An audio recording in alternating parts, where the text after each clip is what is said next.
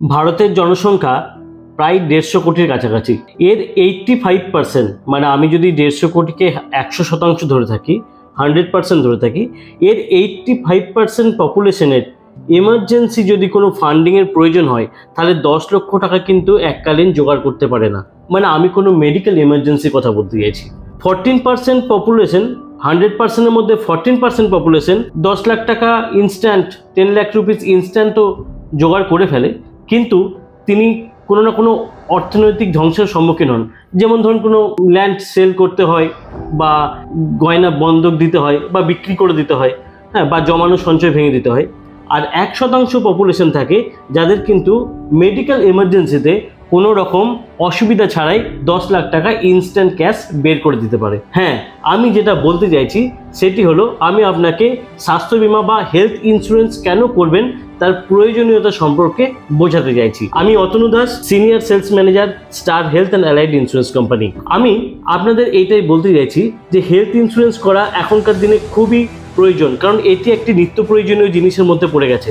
আপনার সারা বছরে যা খরচা হয় তার সাথে আপনি মেডিকেল ইন্স্যুরেন্সের প্রিমিয়ামটা ওর সাথে যোগ করে দিন, কারণ এটি কিন্তু আগামী দিনে অত্যন্ত প্রয়োজনীয় একটি জিনিস হতে চলেছে। আপনার কি এইটুকু ধারণা আছে যে কেউ ধরুন বাড়ির কোনো ব্যক্তি হসপিটালাইজ হলো, তাহলে প্রথমে কি হয়? প্রথমে যেটা হয় সেটা হচ্ছে ফ্যামিলি ইনকামটা বন্ধ হয়ে যায়। যিনি আর্নিং মেম্বার উনি যদি হসপিটালাইজ হন তা ফ্যামিলি ইনকাম তো বন্ধ হবেই।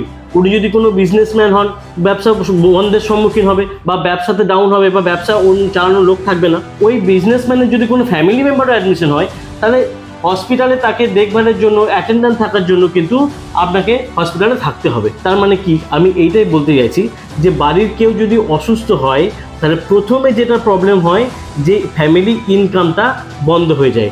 সেই জন্য ফ্যামিলি ইনকাম বন্ধ যেমন হচ্ছে, তার সাথে সাথে ইনকাম আসারও তো বন্ধ হয়ে যাচ্ছে।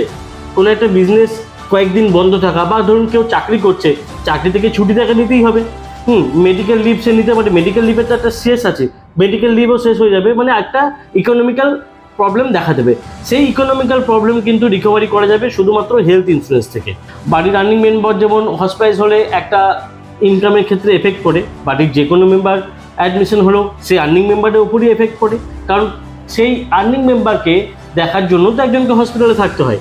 আপনি এখন এসআইপি কিনছেন, গোল্ড কিনছেন, বা শেয়ারে ইনভেস্ট করছেন, বা ধরুন আপনি কোনো ল্যান্ড পারচেস করে রাখছেন যে আমি এটা রাখি একটা ভবিষ্যতের সঞ্চয়। যদি কোনো মেডিকেল এমার্জেন্সি হয় আপনার এই জমানো সঞ্চয় বেরোতে কিন্তু বেশিক্ষণ সময় লাগবে না। তো এই জমানো সঞ্চয়কে প্রোটেক্ট করার জন্য কিন্তু মেডিক্লেম ইন্স্যুরেন্স খুবই দরকার। তাই আমি আপনাকে যেটা বলতে চাইছি, যেটা আপনি যা করছেন, যা সেভিংস করছেন সেটাকে করুন, তার সাথে সাথে মেডিকেল ইন্স্যুরেন্স বা হেলথ ইন্স্যুরেন্সটা অবশ্যই করান, কারণ এটি কার কখন কিভাবে দরকার পড়ে কেউ বলতে পারে না। আর আপনি যদি এটা ভাবেন যে আমি তো মেডিক্লেম ইন্স্যুরেন্স করাতে চাইছি কিন্তু আপনার কাছে সেই পর্যাপ্ত পরিমাণে টাকা নেই যে একটা মেডিক্লেম ইন্স্যুরেন্স আপনি করাবেন, তার জন্য কোনো অসুবিধা নেই। আমি আছি, আপনাকে বাই নাও পে লেটারের অপশন দেবো। বাই নাও পে লেটারটি হচ্ছে এমন একটি অপশন যেখানে আপনি আপনার প্রিমিয়ামের মাত্র 30% দেবেন, 30% দেবেন, বাকি টাকা আপনি 1 বছর বা 2 বছর ধরে শোধ করুন। এই অপশনও আমার কাছে অ্যাভেলেবেল আছে। তাই আর দেরি না করে যত তাড়াতাড়ি পাচ্ছেন একটা হেলথ ইন্স্যুরেন্স করিয়ে রাখুন পরিবারের সুরক্ষার জন্য। ধন্যবাদ।